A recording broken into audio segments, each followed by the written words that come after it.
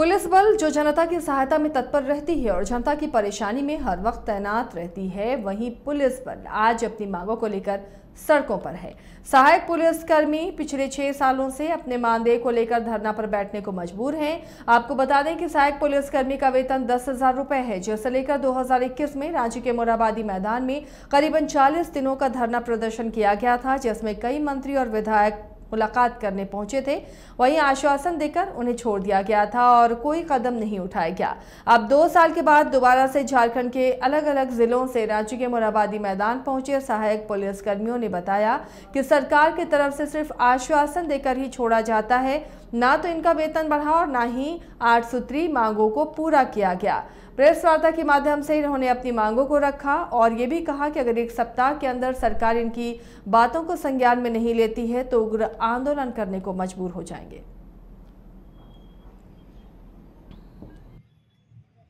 लगातार 6 साल से सहायक पुलिस कर्मी के रूप में काम कर रहे हैं, जिसमें हम लोगों को जो शुरुआत में 10,000 मानदेय दिया जा रहा था, वही मानदेय में आज भी हम लोग ड्यूटी कर रहे हैं।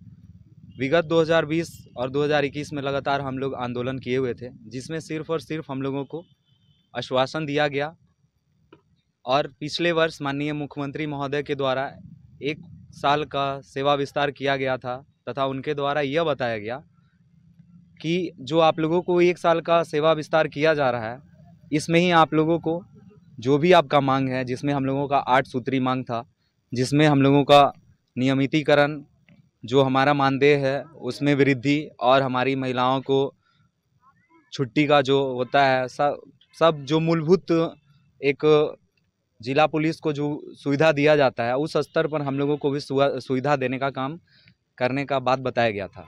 लेकिन 1 साल बीत गया, जो माननीय मुख्यमंत्री हम लोगों से वादा किए हुए थे, और 9 अगस्त को हम लोगों का एक्सटेंशन भी खत्म होने वाला है, जिसके बाद हम लोग विवश होकर यह प्रेस कॉन्फ्रेंस के द्वारा सरकार को यह बताना चाहते हैं, यह सूचना देना चाहते हैं कि हम लोगों का जो भी मांग है वो 1 हफ्ता के अंदर, 1 सप्ताह के अंदर उसको पूरा करने का काम किया जाए। अन्यथा हम लोगों को सरकार के द्वारा ही आमंत्रण किया जा रहा है कि हम लोग बाध्य होकर आंदोलन करने की स्थिति में फिर से रांची आना पड़ेगा।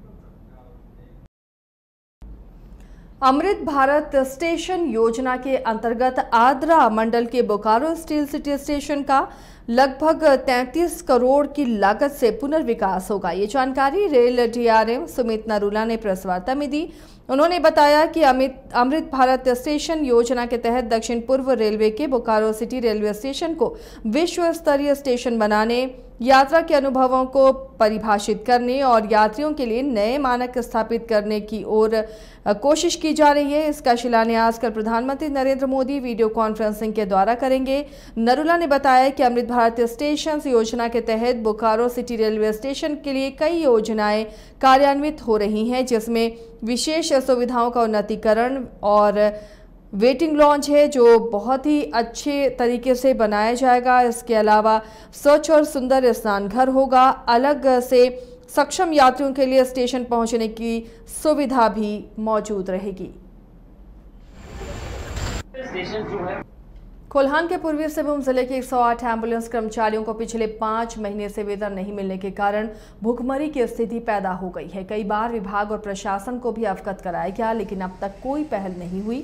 वहीं आज सभी नाराज एम्बुलेंस 108 कर्मचारियों ने जिला उपायुक्त कार्यालय के बाहर अपनी गाड़ियों को खड़ा कर धरना दिया और कहा कि जब तक बकाया मानदेय नहीं मिलेगा तब तक काम नहीं करेंगे और इनकी हड़ताल जारी रहेगी।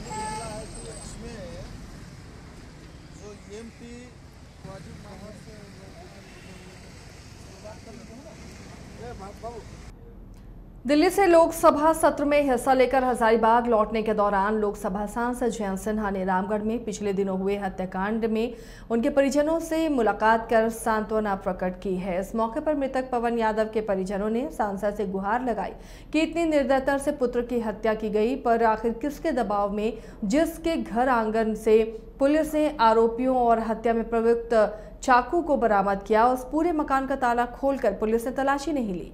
इस मौके पर अपनी संवेदना व्यक्त करते हुए सांसद ने कहा कि आरोपी जो भी हो उसको बख्शा नहीं जाएगा। साथ ही उन्होंने मौजूद मीडिया कर्मियों को अपने बयान में कहा कि इस मुद्दे पर एसपी सहित अन्य वरिष्ठ पुलिस अधिकारियों से वो वार्ता करेंगे और इस प्रकरण पर की गंभीरता के साथ जांच करते हुए कार्रवाई करने का निर्देश भी देंगे, क्योंकि समाज के बीच में ऐसे आपराधिक किस्म के परिवार का रहना पूरे समाज के लिए खतरा है। आज के समय ये हालत है लॉ एंड ऑर्डर की। मर्डर रेट जो है 4.1% जो झारखंड में है, वो पूरे देश में सबसे खराब मर्डर रेट झारखंड में ही है।